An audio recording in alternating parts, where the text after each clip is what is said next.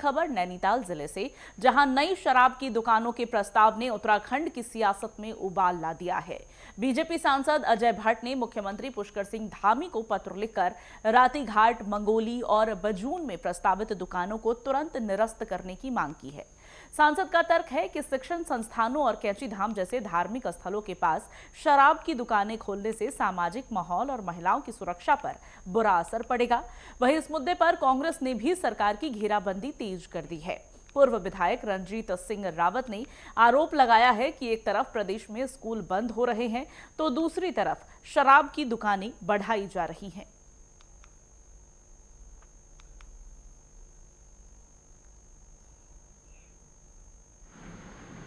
प्रदेश में शराब माफियाओं की सरकार चल रही है। शराब माफियाओं के इशारे पर, खनन माफियाओं के इशारे पर सरकार की नीतियां बन रही हैं और आप देखिए कि शराब माफियाओं के मंसूबे इस प्रदेश में कामयाब भी हो रहे हैं।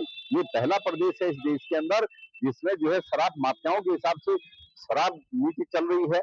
इस प्रदेश में पहले कंपटीशन होता था, हर साल जो है शराब की दुकानों के लिए लॉटरी डाली जाती थी, लेकिन इस सरकार ने शराब माफियाओं के दबाव में वो लॉटरी सिस्टम बंद कर दिया और शराब माफियाओं को ही जो है वो दुकानें बार बार आवंटित की जा रही हैं। तो ये जग जाहिर है। अब भाजपा के सांसद अजय भट्ट भी पत्र लिखने के लिए मजबूर हुए क्योंकि जनता उनके भी कान पकड़ रही है कि ये कैसी शराब माफियाओं की सरकार इस प्रदेश में चल रही है। लेकिन ये समझ से परे है कि भाजपा के बड़े नेता है अजय भट्ट जी, पूर्व प्रदेश अध्यक्ष रहे हैं, केंद्र में मंत्री वो इस समय हैं और उसके बाद भी उनको जो है प्रदेश के मुख्यमंत्री को पत्र लिखना पड़ रहा है। देखिए, जहाँ पर भी गलत जगह पर शराब की दुकानें खुली हैं, उन जगहों पर दुकानें बंद करने के लिए या न खोलने के संबंध में जिला प्रशासन को निर्देशित किया गया है और जिला प्रशासन उनके स्थान पर अन्य जगह चयनित करेगा या वहाँ बंद करनी है तो उनको बंद किया जाएगा।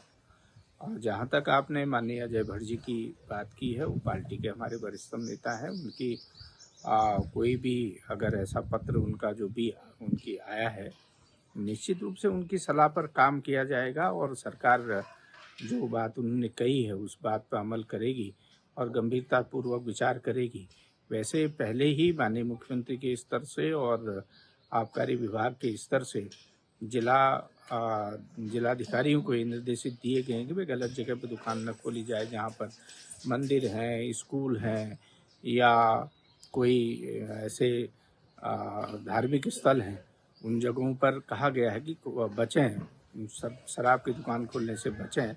और अगर नैनीताल जनपद की बात है, भट्ट जी ने जो बात कही है, निश्चित रूप से सरकार गंभीरतापूर्वक उनकी बात पर विचार करेगी और निश्चित रूप से अधिकारियों को तत्काल निर्देशित किया जाएगा कि माननीय सांसद महोदय की भावनाओं के अनुसार ही कार्रवाई की जाए।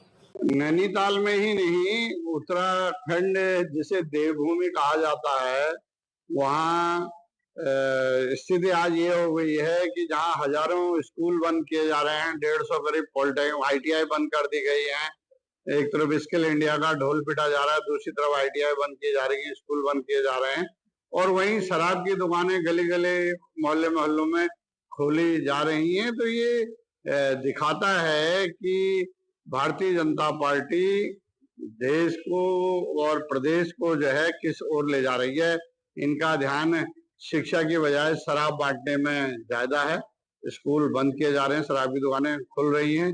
अजय भट्ट जी ने लिखा है तो उनको हमारा साधुवाद। कम से कम बीजेपी में कभी अजय भट्ट जी, कभी त्रिवेंद्र सिंह जी, तो कभी मुन्ना सिंह चौहान जी, कभी अरविंद पांडे जी, तो कोई ना कोई जो है आवाज उठाता है और हमारी बातों को, हमारे द्वारा उठाए गए मुद्दों का जो है समर्थन करता है।